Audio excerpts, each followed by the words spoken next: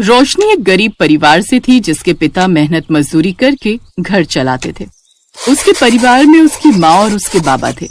रोशनी गांव के ही सरकारी स्कूल में तीसरी में पढ़ती थी। एक रोज जब वो अपने स्कूल में लंच करने बैठी हुई थी तो उसने अपना टिफिन खोला जिसमें 2 सूखी रोटी रखी हुई थी, साथ में थोड़ा सा नमक रखा हुआ था। ना तो उसके साथ अचार था और ना ही कोई सब्जी। ये देख रोशनी उदास हो गई।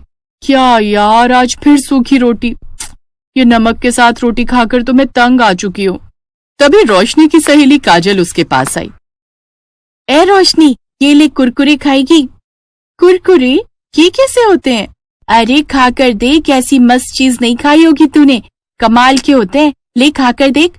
मेरे बाबा ने सुबह स्कूल आते वक्त दुकान से दिलवाए थे। काजल उसे थोड़े से कुरकुरे खाने को देती है जिसे खाते ही रोशनी खुश हो जाती है। लेकिन वो थोड़े से ही कुरकुरे थे और उसे भूख जोरों की लगी थी, इसलिए उसने अपनी रोटी निकाली और उसके अंदर कुरकुरे भरकर उसका रोल बनाकर खाने लगी। रोशनी जैसे ही वो कुरकुरे रोटी के साथ खाती है तो उसका स्वाद उसे बड़ा ही स्वादिष्ट लगता है। वाह यार, ये तो बड़े ही कमाल की चीज है। सुन ना काजल, थोड़े से और दे देना। हाँ, ये ले। रोशनी ने दूसरी रोटी भी कुरकुरे के साथ खा ली। दरअसल रोशनी का परिवार गरीब था और सब्जियों के दाम आसमान छू रहे थे और उनकी इतनी कमाई नहीं थी कि वो इतनी महंगी सब्जियां बनाकर खा सके। कुछ दिन बाद फिर काजल स्कूल में कुरकुरे लेकर आई तो इस बार एक पैकेट वो रोशनी के लिए भी ले आई। उस रोज रोशनी के दिमाग में ना जाने क्या आया। उसने थोड़े से कुरकुरे खाए और बाकी घर ले आई। फिर शाम को जब उसकी माँ आटा गूंथ रही थी तो उसने जानबूझकर वो कुरकुरे उस आटे में डाल दिए। ये तूने क्या किया? एक तो पहले ही घर में राशन इतना कम है, ऊपर से तुमने ये आटे में क्या मिला दिया? माँ, ये कुरकुरे है और इसको ना आटे में गूंथ कर सेक दो।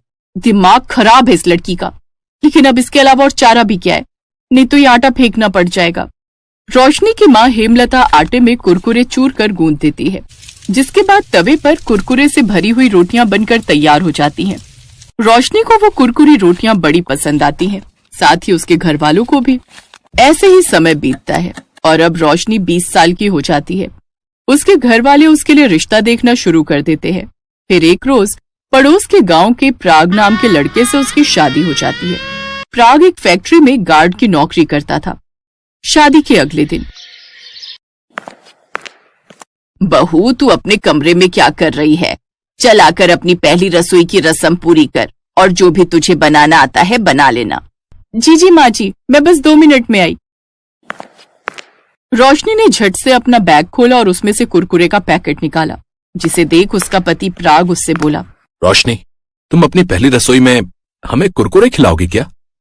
ओफो, आप चुप रहो ना। एक तो वैसे अपनी पहली रसोई को लेकर मैं इतनी घबराई हुई हूँ और माँ जी ने कहा है ना, जो भी बनाना आता होगा बना देना। इसके बाद रोशनी रसोई में जाती है और उन कुरकुरे को तोड़कर उसका चूरा कर लेती है और फिर तवे पर कुरकुरी रोटियां और साथ में आलू की तरीदार सब्जी बनाकर तैयार कर ली। शादी के बाद उसके ससुराल में उसकी बुआ सास भी अभी वहीं रुकी हुई होती हैं। वो उन सबको भी कुरकुरी रोटी और आलू की सब्जी खाने को देती है। अरे बहू, ये क्या बना डाला? अपनी पहली रसोई में तो सब कुछ अलग बनाते हैं। सबको वो कुरकुरी रोटियां बड़ी पसंद आई। ऐसे ही समय बीता और कुछ समय बाद रोशनी गर्भवती हुई। फिर 9 महीने बाद उसने एक बेटे को जन्म दिया। घर में बच्चे के आ जाने से सब बड़े ही खुश थे, लेकिन एक रोज उनकी खुशियों को किसी की नजर लग गई। एक शाम जब प्राग फैक्ट्री में ड्यूटी कर रहा था तो कुछ चोर अंदर जाने लगे, लेकिन प्राग ने उन्हें रोक दिया, जिस कारण उनमें हाथापाई हुई। चोरों ने प्राग पर चाकू से वार कर दिया। तभी दूसरे गार्ड ने जल्दी से पुलिस को फोन करके वहां बुला लिया।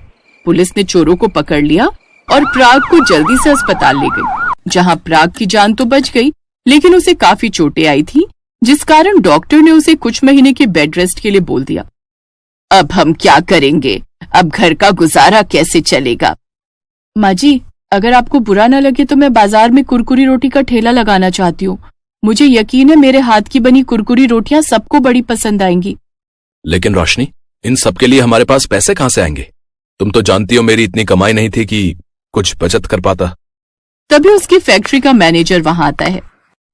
प्राग, जिस बहादुरी से अपनी जान पर खेलकर तुमने उन चोरों से मुकाबला किया और ईमानदारी से अपनी ड्यूटी निभाई, उसके लिए मालिक ने तुम्हें ये 50,000 का इनाम दिया है।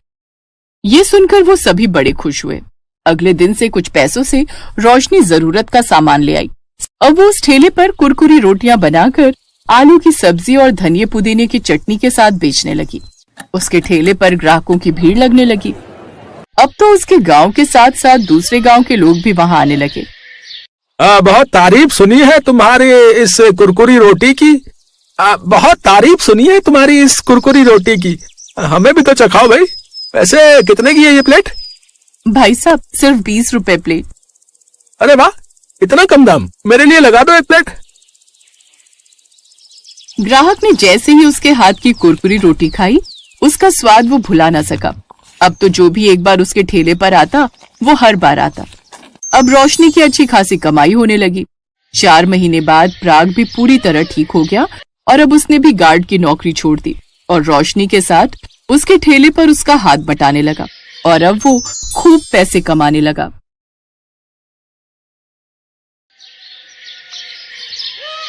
काव्या की शादी बड़ी धूमधाम से संपन्न हुई और वो अपने ससुराल आई।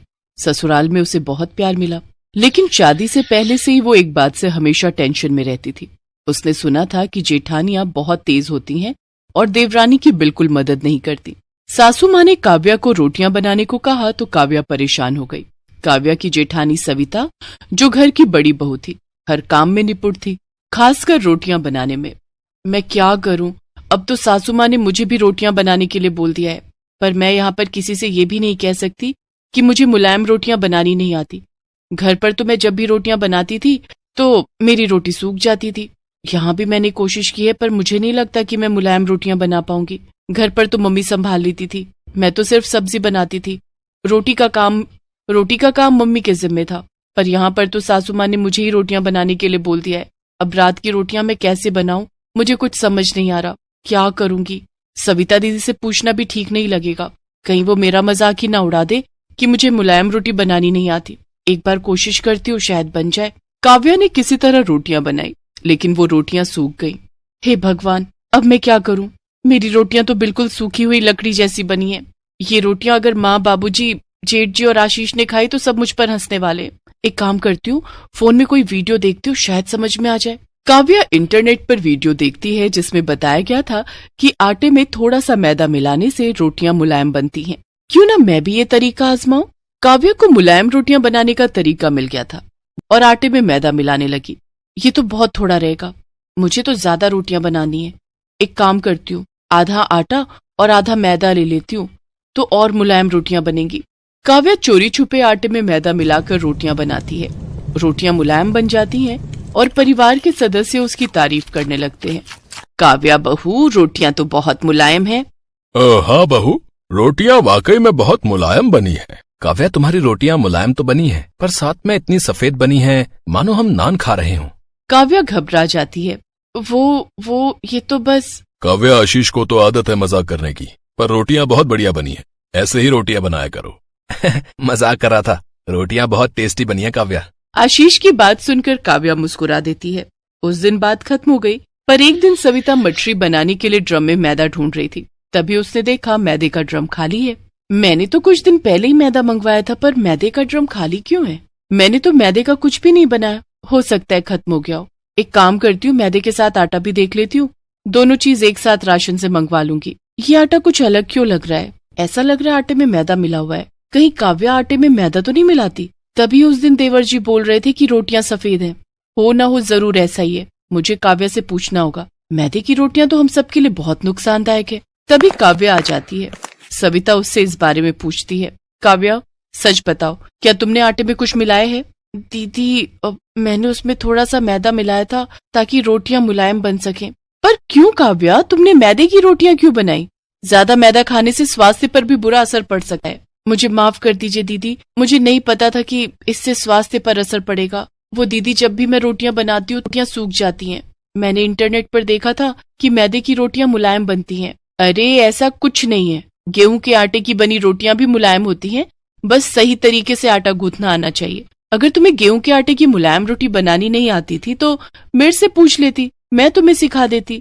दीदी, वो मैंने तो सुना था कि जेठानियां बहुत गुस्से वाली होती हैं। सॉरी दीदी, वो मैं थोड़ा घबरा गई थी। काव्या, ये सब किस्से कहानियों में होता है कि देवरानी जेठानी लड़ाई करते हैं। सच तो ये है कि मैं तुम्हें अपनी छोटी बहन की तरह मानती हूँ। मुझसे एक बार पूछती तो सही। चलो, मैं तुम्हें सही तरीके से रोटियां बनानी सिखाती हूँ। थैंक यू भाभी। अरे इसमें थैंक यू की क्या बात है, तुम मेरी अपनी छोटी बहन की तरह हो। देखो, आटे को अच्छे से गूंथो और पानी को धीरे धीरे मिलाओ। ऐसे रोटियां मुलायम और स्वादिष्ट बनेंगी। सविता काव्या को सही तरीके से आटा गूंथ कर रोटियां बनाना सिखाती है। कुछ दिनों बाद काव्या भी सविता की तरह मुलायम रोटियां बनाना सीख जाती है। परिवार में किसी को भी इस बारे में कुछ पता नहीं चलता कि उन्होंने मैदे की रोटियां खाई थी। इससे परिवार में खुशी और प्रेम भी बना रहा। साथ ही सविता और काव्या दोनों देवरानी जेठानी का रिश्ता और भी मजबूत हो गया और दोनों ने मिलकर परिवार को खुशहाल बनाए रखा।